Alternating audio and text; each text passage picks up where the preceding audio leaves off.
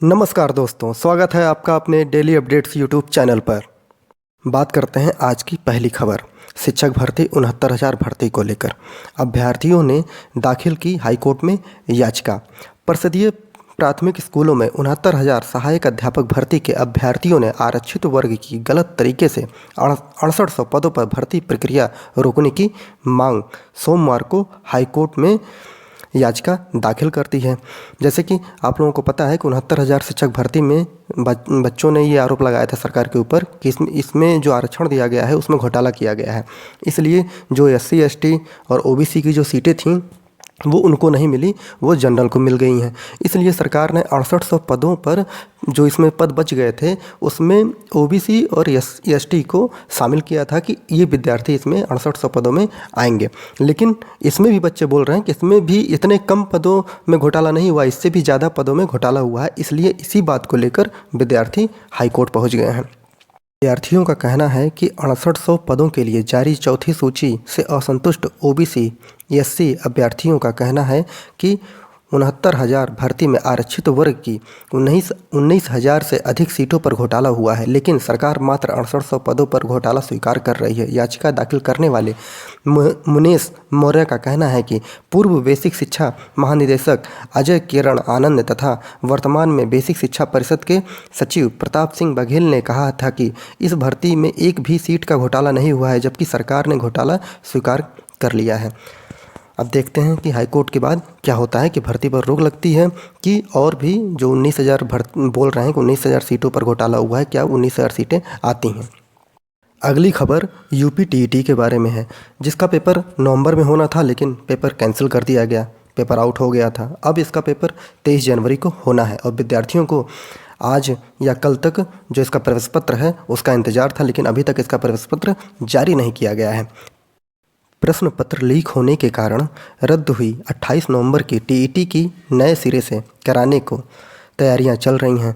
परीक्षा रद्द होने पर मुख्यमंत्री योगी आदित्यनाथ ने घोषणा की थी कि यह परीक्षा नई तिथि में कराए जाने पर परीक्षार्थियों को बस यात्रा की फ्री सुविधा दी जाएगी। अब फ्री यात्रा की सुविधा दिए जाने को प्रवेश पत्र पर अंकित किए जाने की तैयारी है। इस काम में 1-2 दिन का समय लग सकता है। इसी कारण 23 जनवरी को होने वाली इस परीक्षा के लिए पूर्व में घोषित कार्यक्रम के मुताबिक 12 जनवरी को प्रवेश पत्र जारी देरी से हो रहा है। अर्थात जब ये पेपर आउट हुआ था तो उसके बाद विद्यार्थी आए हुए तो उनका खर्चा हुआ था, तो सरकार ने ये बोला था कि अगली बार जब पेपर हम लेंगे तो आपको फ्री में यात्रा कराएंगे, और उसी यात्रा का जो विवरण है कि आपको फ्री में यात्रा हो पाए वो आपके प्रवेश पत्र पर लिखा होगा और उसी को देखकर आप फ्री यात्रा कर सकेंगे। इसीलिए देरी हो रही है, और जब ये हो जाएगा तो आपका 1-2 दिन में UP TET का प्रवेश पत्र जारी हो जाएगा और आप अच्छे से 23 जनवरी को पेपर दीजिए। अगली खबर प्रधानाचार्य भर्ती 2013 के बारे में है। मैं आपको वीडियो से लगातार बताते आ रहा हूँ इस खबर को लेके कि 2013 में प्रधानाचार्य भर्ती जो थी वो आई थी। उसके बाद अब जाके ये उसका इंटरव्यू ले रहे हैं। अब जब इंटरव्यू अब ले रहे हैं तो उस समय जो विद्यार्थियों ने अपना विवरण दिया था वो वेबसाइट पर विवरण उपलब्ध नहीं हो पा रहा, वेबसाइट खुल नहीं पा रही है। अब वेबसाइट जब खुलेगी नहीं तो अपना एडमिट कार्ड कैसे डाउनलोड करेंगे, और एडमिट कार्ड डाउनलोड नहीं हो पा रहा, जिसके कारण ही साक्षात्कार से जो प्रधानाचार्य के लिए आवेदन किए गए थे वो विद्यार्थी प्रधानाचार्य का इंटरव्यू नहीं दे पाएंगे। इसलिए माध्यमिक शिक्षा सेवा चयन बोर्ड में प्रधानाचार्य भर्ती 2013 के चयन के लिए जारी प्रक्रिया पर चिंता व्यक्त की गई है। कहा गया है कि अब भी हजारों अभ्यर्थी ऐसे हैं जिन्होंने 2013 में आवेदन किया था किंतु वेबसाइट पर उसका विवरण उपलब्ध नहीं है। अगर ऐसे ही चलता रहा तो हजारों अभ्यर्थी जो हैं वो साक्षात्कार से वंचित हो जाएंगे। डॉक्टर हरिप्रकाश यादव ने कहा है कि चयन बोर्ड सभी अभ्यर्थियों का ऑनलाइन डाटा अपडेट करे और साक्षात्कार की तिथि अविलंब घोषित करे, अन्यथा चयन बोर्ड पर एक बहुत बड़ा आंदोलन करने के लिए ये बाध्य होंगे। अगली खबर से पहले आप लोग मेरे वीडियो को लाइक, शेयर, सब्सक्राइब करें और कमेंट भी कभी कभी कर दिया करें गलती से।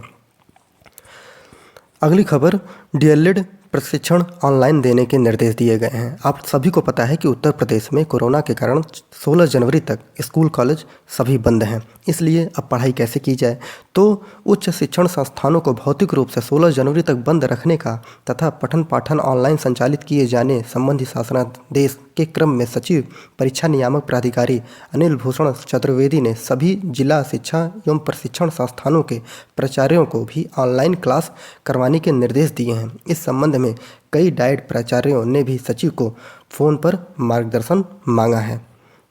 अब बात कर लेते हैं उत्तर प्रदेश में कोरोना कितनी तेज़ी से फैल रहा है।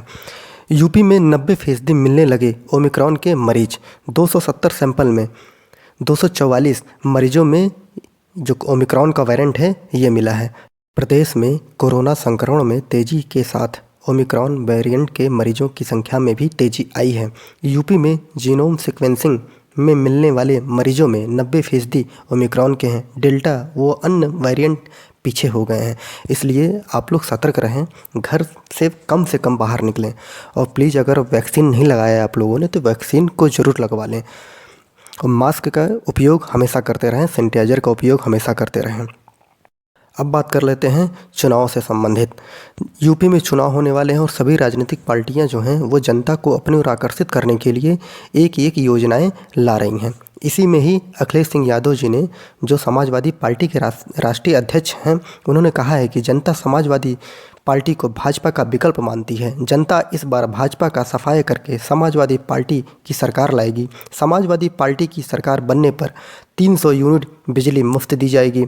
छात्रों नौजवानों को पहले की तरह लैपटॉप दिया जाएगा, पढ़ाई की सुविधा दी जाएगी और रोज़गार भी दिया जाएगा। साथ ही साथ सिंचाई जो होगी वो मुफ्त दी जाएगी। ये अखिलेश सिंह यादव जी का कहना है।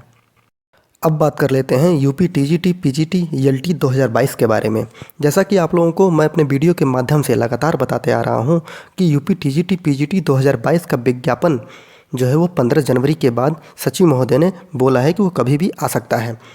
और रही ईएलटी की बात, तो ईएलटी में अधियाचन तो आ चुका है और सभी कुछ सही है। ईएलटी में ईएलटी का विज्ञापन भी कभी आ सकता है, लेकिन ईएलटी में बस एक दिक्कत है, समकक्षों का मामला आ गया है कि समकक्षों में वो भी 1-2 सब्जेक्ट में ही समकक्षों का मामला है। अगर वो समकक्षों का मामला का निपटान हो जाता है तो शासन के आदेश के बाद आपका ईएलटी का विज्ञापन कभी भी आ जाएगा। अब देखते हैं कि टीजीटी पीजीटी और ईएलटी का विज्ञापन कब तक आ सकता है। चुनाव के पहले आ सकता है कि चुनाव के बाद आ सकता है। जैसे सचिव महोदय ने बोला है 15 जनवरी तक, तो 15 जनवरी तक सभी विद्यार्थी इंतज़ार कर सकते हैं। जितना 1 साल इंतज़ार किया उतना 2-3 दिन और इंतज़ार कर लेते हैं।